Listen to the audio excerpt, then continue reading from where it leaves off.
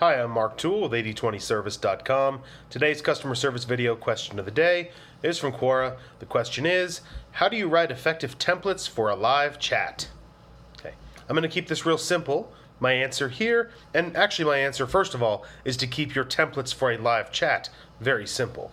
Number one thing I'm going to say, first off, start this off right away with this, is do not try to make too many templates. Do not try to have a template for anything. People seem to have this weird idea that their customer service people will go through the entire day just clicking on templates and never writing a word themselves. If this is your idea, it's wrong and it's going to fail. And if you're actually that busy that your people don't have time to type a response to somebody, you've got too many complaints coming in and you need to fix that first. That's a separate video. That's a video I've made. That's the things I've written about. Videos here on Quora. Written answers here on Quora as well, and on my website, 8020service.com. But today we're going to talk about these templates for a live chat. How do you write an effective template for a live chat? So number one, keep it simple. Number two, do not make too many templates. Do not try to templatize everything. Three would be spend some time working on the live chat. Look at the questions that are coming in the most often, the things that you find yourself typing the same thing over and over and over again. And first, a regular conventional answer to this question would say, look at the things you type a lot and make a template for that. I'm not going to say that. I'm going to say look at the things you type a lot, think about what that question is, why it's being asked so much, and how you can prevent it from happening in the future. If you can think of a way to do that, go do that. Then, see if these questions still keep coming in. They probably won't. That's the number one step.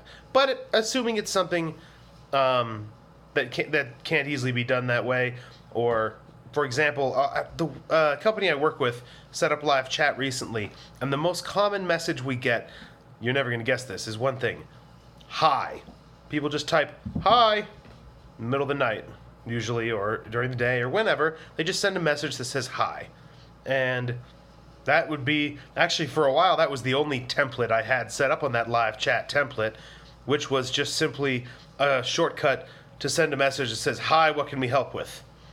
That was the only template. I think I added like one more that doesn't get used, but that's the main template that we had on there.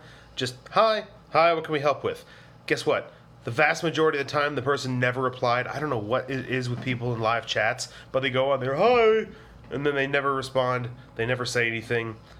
Just weird. Oh, there's a chat button. I'm going to chat with it. Weird. So, no, that's right. I wrote that template for you. Hi, what can we help with? Done. That's going to be 99% of your template usage if it's anything like what I've been working with here. But beyond that, another tip I'll tell you from what I've seen, thinking of the worst examples, people who have done live chat templates terribly. People who think of it like an email. And not just an email, but an email written by somebody who has no idea how to write an effective, persuasive email. In other words, you ask a question in the live chat and the guy pastes this huge long thing that fills up multiple screens and you have to scroll back up and see what he was trying to write, and then he pastes more shit and it scrolls to the bottom and you got to scroll back up again. No, it's a live chat. It's not an email. And even if it were an email, you'd be doing that wrong for an email too. That's another video as well.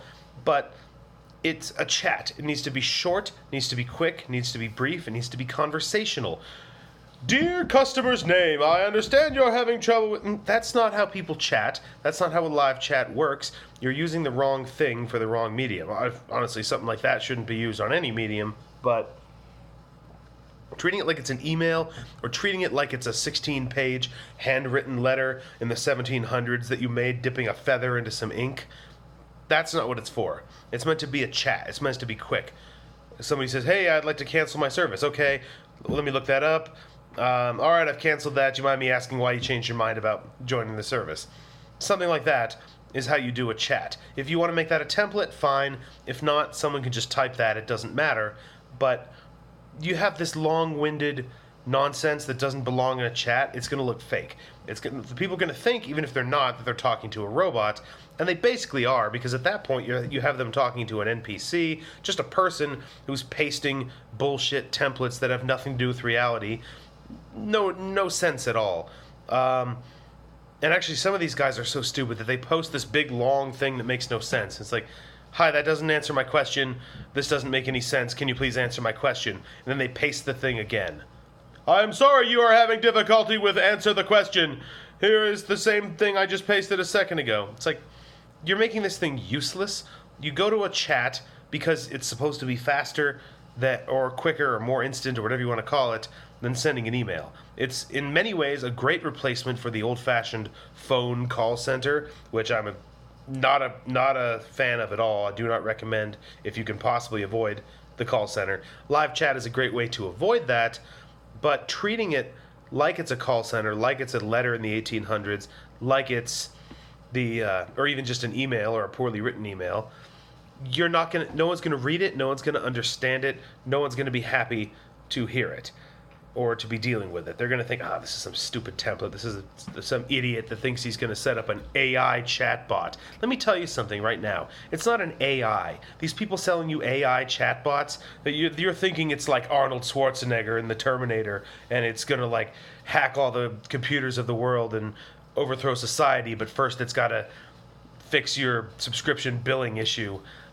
No. It's not an intelligence of any kind. It's a simple algorithm, a simple computer program, if this, do that, if this, do that, with some speech recognition or text recognition stuff thrown in that maybe you could call a form of AI. But it's not like it's a person. It's not intelligent. These people selling you this, just plug it in, you don't need any people. They're just trying to take your money. Don't listen to that stuff. There may be very limited uses for this sort of thing, but that's not what we're talking about here either. That's just a thing that fires off templates less effectively than a person would fire off templates. So keep the templates to a minimum. Use them for things that you have to type out a lot, things that are repetitive. A great thing to use them for is links, rather than having somebody have to have a document of links and copy the link and paste the link. You know, if someone's like, hey, I'm trying to reset my password or whatever, and you can have a quick link to the reset password page in a template. Cool. Do that. Hey, I want to sign up for the service. Great. Here's the sales page. That sort of thing is another great use for a template. But I guess most of this has been about what to not do, but what to do is to keep it simple and use it for things that make sense. Use it to assist someone, your customer service agents.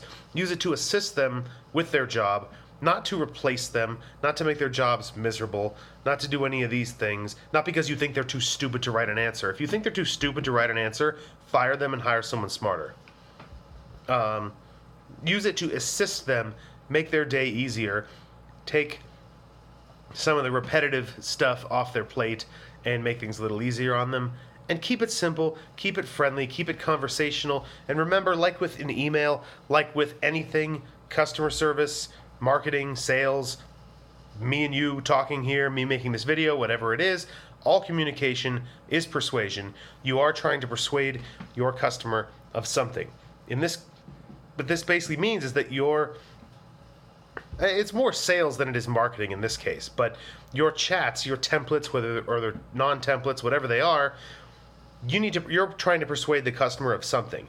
Even if it's just to persuade them to think, yes, this person knows what they're talking about and they handled my task or my request or whatever very well, that's still persuasion, and it needs to be treated as such. That's why these big, long-winded corporate bullshit speech, dear customer, we appreciate your business. No one likes that. No one's going to read that, especially on a live chat. So I've talked enough about this for today. I'll wrap it up here. As always, I do one of these videos every weekday on a customer service question. Post them on Quora, post them on YouTube. I also write regularly on business and customer service in response to Quora questions and on the website 8020service.com, like the 80/20 principle, where there is a daily email list you can sign up for as well to receive updates on this stuff. And then, of course, as always, if you like this, like, subscribe, thumbs up, follow, all that stuff. Back tomorrow with another video.